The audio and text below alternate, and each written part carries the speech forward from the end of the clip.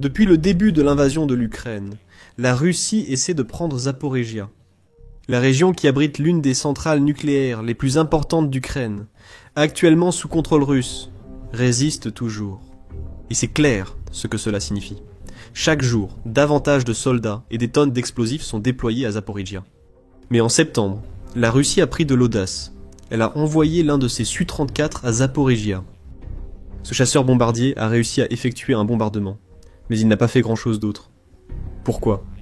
Parce que l'Ukraine l'a abattu immédiatement lors d'une frappe qui laisse encore les gens s'interroger sur sa réussite. Les bases sont connues grâce à un récapitulatif de Newsweek du 25 septembre, couvrant l'incident. Il rapporte que la Russie avait déployé le Su-34 à Zaporijia, où il attaquait la région sud de l'Ukraine avec une série de bombes aériennes guidées.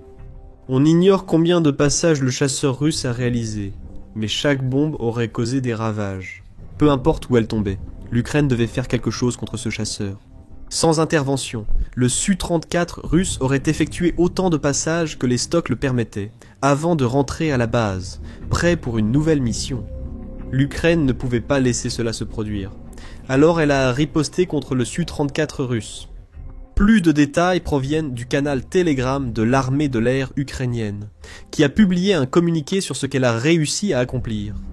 Vers 4h00 du matin, le 25 septembre 2025, un avion russe, Su-34, qui menait des attaques terroristes sur la ville de Zaporijia, a été abattu dans la direction de Zaporijia, à l'aide de bombes aériennes guidées. C'est ce qu'a déclaré l'armée de l'air. Aucune information sur la façon dont le Su-34 a été abattu, ni sur ce qu'il est devenu après. L'armée de l'air ukrainienne voulait clairement garder le secret sur la manière, pensant peut-être qu'elle pourrait utiliser la même méthode pour éliminer d'autres avions de chasse russes à l'avenir. Une théorie explique comment l'Ukraine aurait abattu ce puissant avion russe. Regardez pour découvrir cette théorie. Pour l'instant, ce qui est certain, c'est que abattre le Su-34 signifie que l'Ukraine a réussi à relâcher la pression sur une ville. Ceci paraît être une priorité pour la Russie alors que nous avançons en 2025. Zaporijia a toujours figuré parmi les priorités de Vladimir Poutine. C'était l'une des premières villes que les forces russes ont prises d'assaut lors de l'invasion initiale de l'Ukraine. Cette attaque précoce ayant conduit la Russie à occuper la centrale nucléaire de Zaporijia. Cependant, la Russie semble avoir redoublé d'efforts au cours des derniers mois de 2025. Le 8 septembre, le Kiev Independent a rapporté que le commandant en chef des forces armées ukrainiennes, Oleksandr Sersky, a révélé que la Russie avait l'intention de lancer une offensive majeure contre Zaporijia. Cette offensive initiale, qui aurait probablement commencé vers la fin août et se serait poursuivie en septembre, a été stoppée net, a déclaré Sersky. Cependant, nos troupes ont empêché la réalisation de ces plans. Les Russes ont été contraints de reporter leur offensive dans l'oblast de Zaporijia et de redéployer des unités de Marines dans l'oblast de Donetsk, a commenté Sersky. L'utilisation du mot « reporter » dans cette déclaration est révélatrice, car elle montre que le fait que la Russie détourne son attention de Zaporijia n'était que temporaire. Au 22 septembre, l'Institut pour l'étude de la guerre, ou Institute for the Study of War, rapportait que la Russie lançait une nouvelle offensive pour la ville. À ce stade, selon l'Institute for the Study of War, son objectif était de maintenir ses positions actuelles sur la ligne de front, tout en sécurisant les zones arrières contre les frappes ukrainiennes. C'est une information importante, en ce qui concerne l'utilisation du Su-34 par la Russie. La Russie a besoin de bases sûres pour que ses chasseurs puissent décoller. Au 22 septembre, elle se concentrait sur la sécurisation de ce type d'endroit.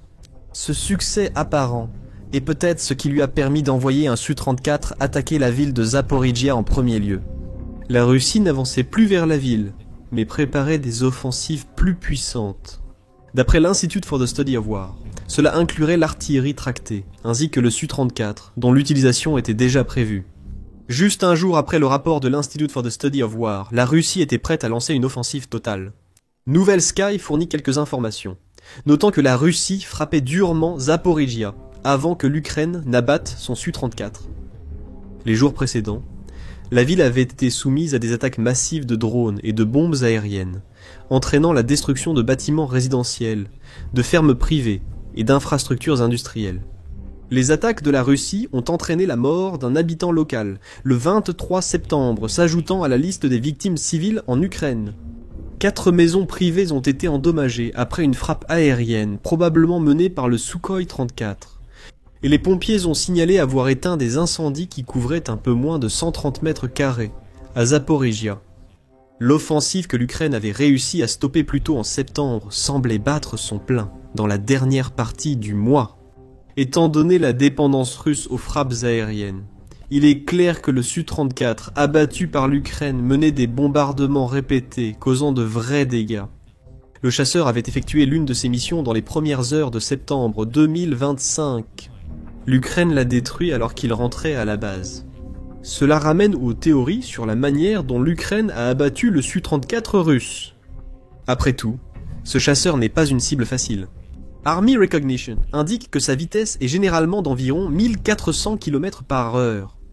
Cependant, la cellule peut atteindre une vitesse maximale de 1900 km/h, ce qui signifie qu'il peut se déplacer à environ 15 fois la vitesse du son lorsqu'il va à pleine vitesse.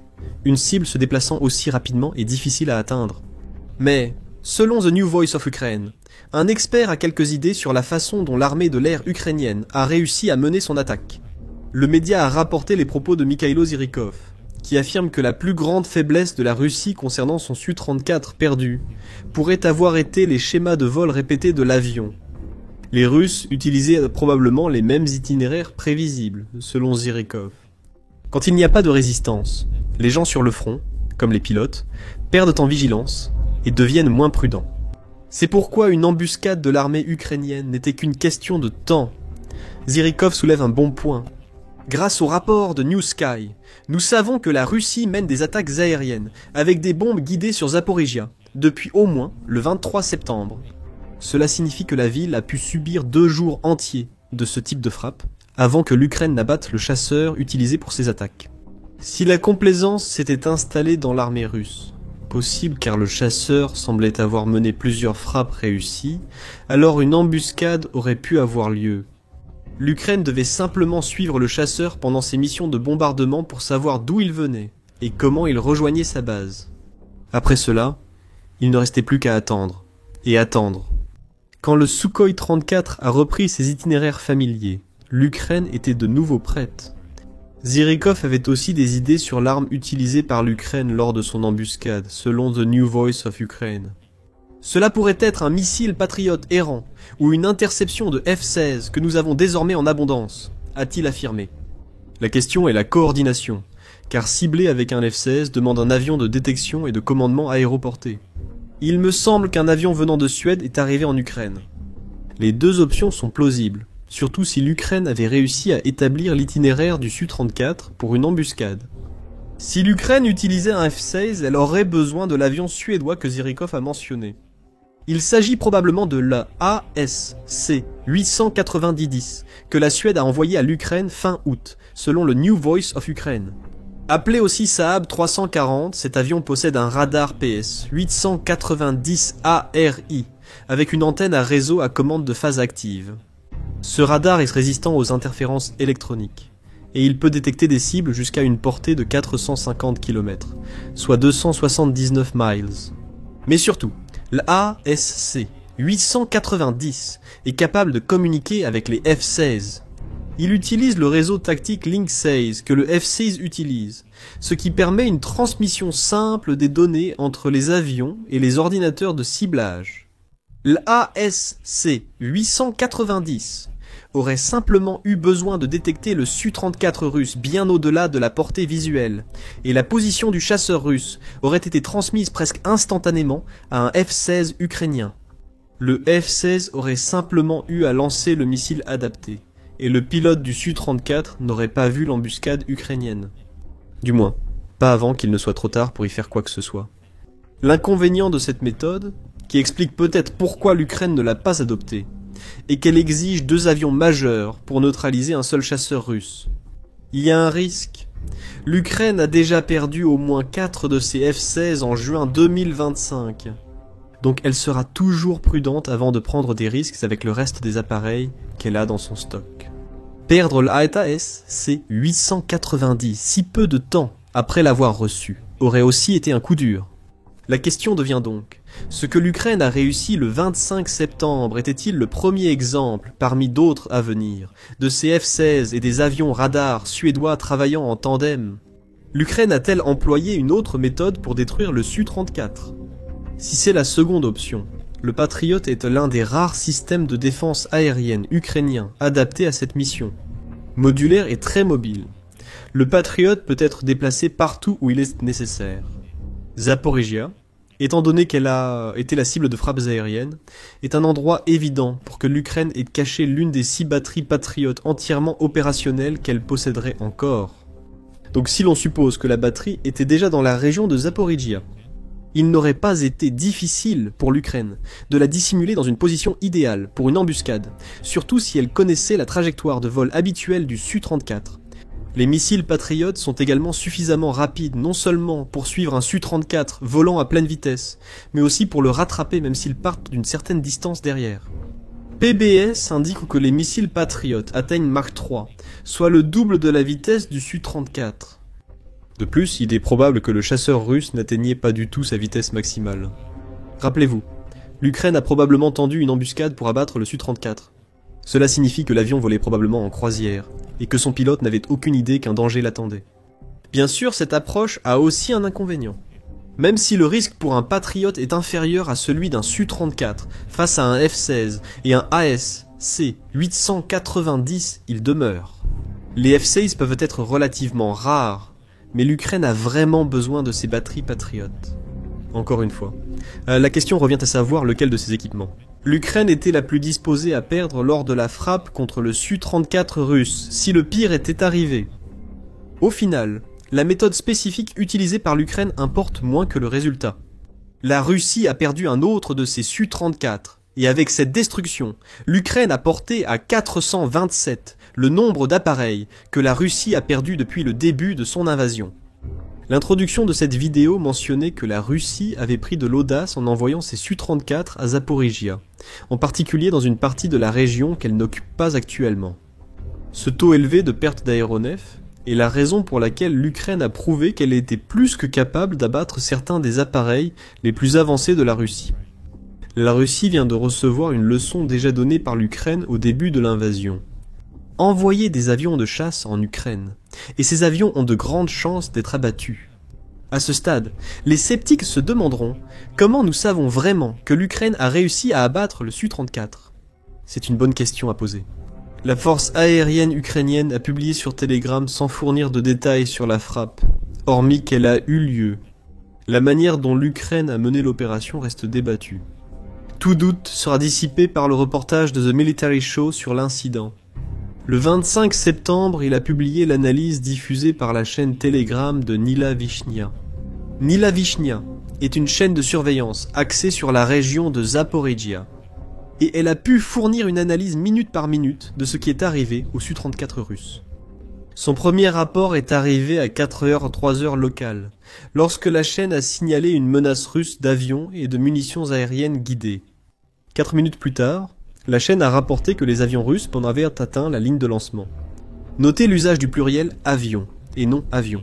Il semble que le Su-34 russe était accompagné d'autres appareils. Cependant, on ne sait pas encore quels étaient ces avions, ni combien ont accompagné le vol. À 4h11 du matin, la chaîne Nila Vishnia a rapporté qu'une paire de localités de Zaporizhia, Tokmak et Molochansk étaient devenues les sites des largages de bombes du Su-34. Les bombes larguées par les avions russes sont hautement explosives et dotées de modules universels de planification et de correction pour plus de précision. Il y a donc confirmation que le Su-34 a au moins réussi sa mission de bombardement avant d'être abattu.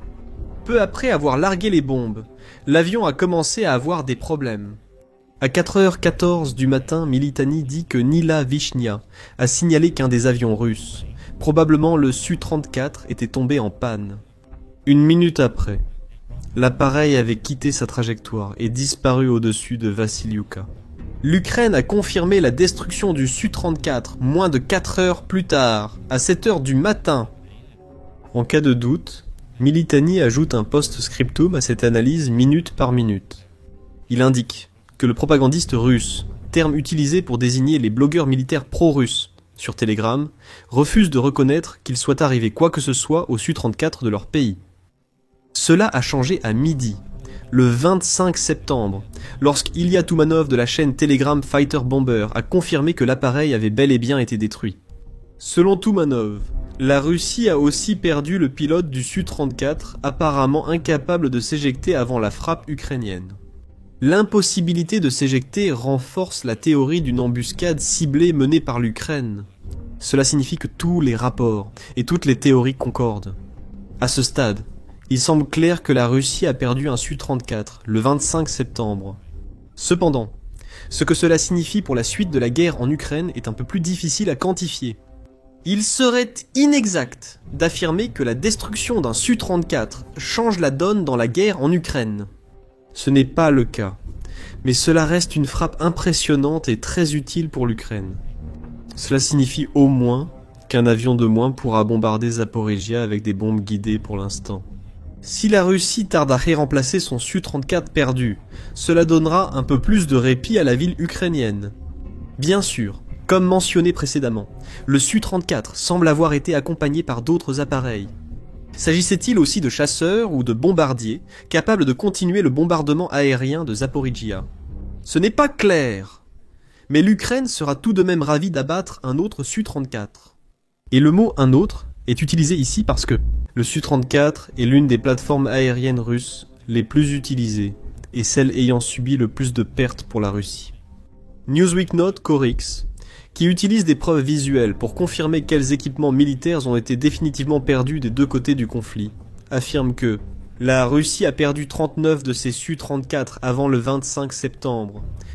Cela ferait de cette perte la 40e, et il est possible que le nombre réel soit plus élevé.